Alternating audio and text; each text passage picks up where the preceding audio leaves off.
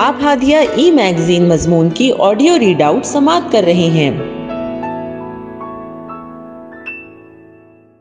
سامعین السلام علیکم ورحمۃ اللہ وبرکاتہ۔ میں مصباح ایمن ہادیہ کے شمارہ اگست 2022 کے مضمون کی آڈیو پروگرام میں آپ کا استقبال کرتی ہوں۔ آئیے ہم اس کا آغاز ہادیہ کے زمرہ گوشہ مطالعہ سے کرتے ہیں۔ کتاب کا نام دعوت دین بعض عملی پہلو اور اس کے مصنف محمد اقبال ملا ہے۔ اس کے تبصرہ نگار تسنیم فاطمہ ہیں۔ اس کتاب میں مولانا نے دعوت دین کے سلسلے میں پیش آنے والے مسائل کا ذکر کیا ہے اور اسی کے ساتھ ان مسائل کا حل بھی پیش کیا ہے۔ سب سے پہلے مصنف نے دعوت دین کی اہمیت اور اس کی فرضیت کا ذکر کیا ہے۔ دعوت دین کی بدولت ہونے والی مثبت تبدیلیوں کا ذکر کیا ہے اور اس بات کو سمجھانے کی کوشش کی ہے کہ دین اسلام وہ دین ہے جو انسان کو اس کے تمام حقوق عطا کرتا ہے۔ یہ دین انسان کی عین فطرت کے مطابق ہے۔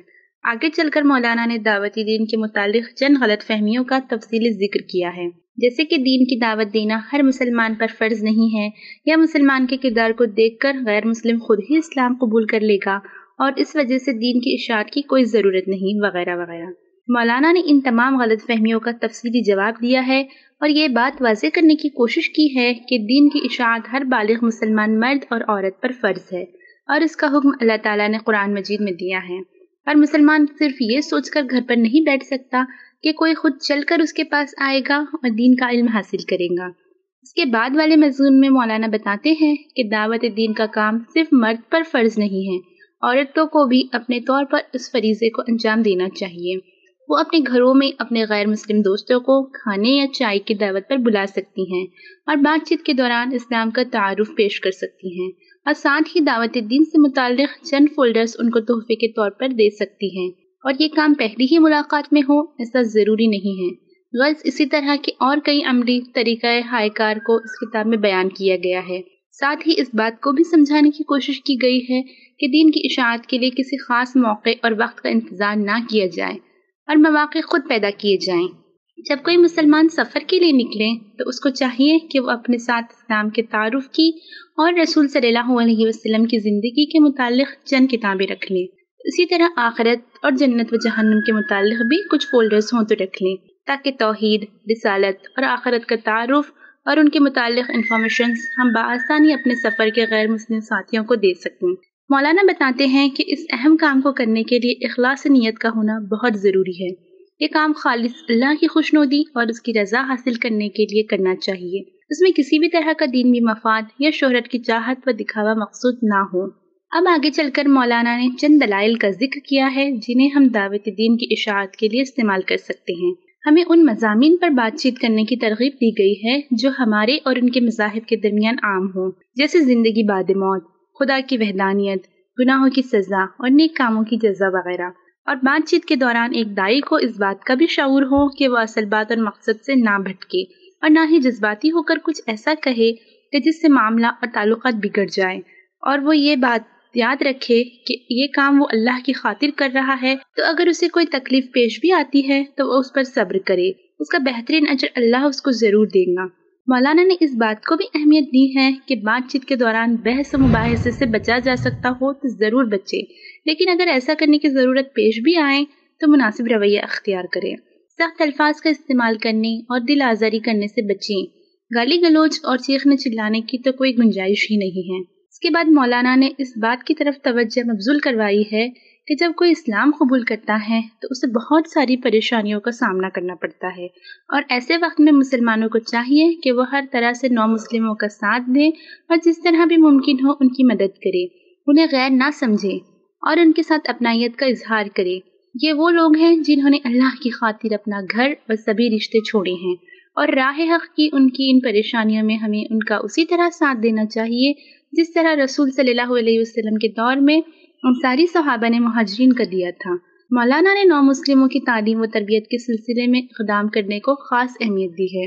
ان کو دین کے فرائض سکھانے کا انتظام کیا جائے، نماز، روزہ اور دیگر اسلامی عبادات بھی سکھائے جائیں۔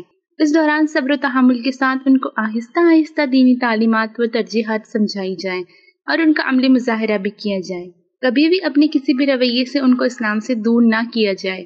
مولانا نے اس کتاب میں کئی جگہ اپنی زندگی میں اشاعت دین کے دوران پیش آنے والے واقعات کا بھی ذکر کیا ہے۔ ان واقعات کو پڑھ کر ہمارے اندر دعوت دین کا کام کرنے کا جذبہ پیدا ہوتا ہے۔ اور اسی طرح صحابہ کے واقعات کا بھی ذکر کیا ہے کہ کس طرح انہوں نے اشاعت دین کے لیے جد و جہد کی، اور آج انہی کی کوششوں کا نتیجہ ہے کہ اسلام دنیا کے کونے کونے میں پھیل گیا ہے۔ اس سے آگے والے مضمون میں مولانا نے یہ بات سمجھانے کی کوشش کی ہے کہ اس ذمہ داری سے منہ موڑنے پر اللہ کی ناراضگی عذاب کی شکل میں ظاہر ہوگی، اور یہ بات قرآن میں موجود واقعات سے ثابت ہے۔ دعوت دین کی ذمہ داری سے غفلت کے نقصانات نہ صرف غیر مسلمین کو بلکہ مسلمانوں کو بھی اٹھانے پڑتے ہیں۔ جہاں اس ذمہ داری سے منہ موڑنے پر مسلمان اللہ کے غضب کو دعوت دیتا ہے، وہیں وہ ایک بہت بڑی خیانت میں ملوث ہو جاتا ہے۔ یہ دین اللہ کی طرف سے ایک امانت ہے، اور اس کا سوال قیامت کے دن ہر مسلمان سے ہوگا۔ اس دین سے دوری جھگڑا و فساد کی وجہ ہے۔ وہ اللہ کا خوف ہی ہے جو انسان کو گناہ سے روکتا ہے اور ایک دوسرے کا حق ادا کرنے کے لیے اکساتا ہے۔ اس کے علاوہ بھی کئی اور نقصانات کا ذکر اس کتاب میں کیا گیا ہے۔ اسی طرح دعوت دین سے غفلت غیر مسلم بھائی بہنوں کے لیے بھی نقصان کا باعث ہے۔ وہ حق کو حاصل کرنے سے محروم ہو جاتے ہیں اور زمین پر فساد برپا کرنے سے نہیں ڈرتے، اور دعوت سے محرومی کا نتیجہ قیامت کے دن جہنم ہے، اور اس کا سب سے بڑا اثر انسانیت اور اس کی سوچ پر پڑتا ہے۔ اس کے بعد کتاب کے سب سے آخری حصے میں مولانا نے ایک بہترین اور کامیاب دائی کے اوصاف ذکر کیے ہیں۔ ایک بہترین دائی یہ کام صرف اللہ کی رضا و خوشنودی کے لیے کرتا ہے۔ وہ کسی حال میں بھی صبر کا دامن نہیں چھوڑتا۔ وہ اس بات کا احساس رکھتا ہے کہ اس کام میں اس کی اپنی کوئی ذاتی غرض نہیں۔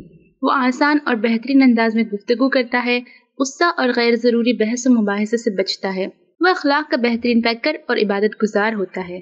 اللہ سے اس کا تعلق مضبوط ہوتا ہے، نہ وہ بہت زیادہ جذباتی ہوتا ہے، نہ بہت جلدی ہمت ہارتا ہے۔ مولانا نے اس کتاب کے ذریعے دعوت دین کی اہمیت اور اس کی فرضیت کے ساتھ ساتھ اس کے کرنے سے حاصل ہونے والے فوائد اور نہ کرنے سے ہونے والے نقصانات پر بھی روشنی ڈالی ہے۔ اسی کے ساتھ بہت سارے عملی نکات قرآن اور احادیث کی روشنی میں بتائے ہیں۔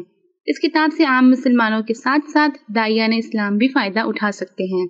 غرض یہ کہ یہ ایک بہت ہی اہم اور ضروری کتاب ہے ہر اس مسلمان کے لیے جو اپنے اندر اقامت دین کا جذبہ رکھتا ہو۔ اس کتاب کو پڑھ کر اس پر عمل کرنے سے ہم اس جذبے کو عملی جامہ پہنا سکتے ہیں۔ یہ بہت ہی کم پیجز اور آسان الفاظ اور سادہ انداز میں لکھی گئی کتاب ہے۔ اس کتاب کی قیمت 120 روپے ہے اور اس کو بآسانی مرکزی مکتبہ اسلامی پبلشرز، نئی دہلی 25 سے حاصل کیا جا سکتا ہے۔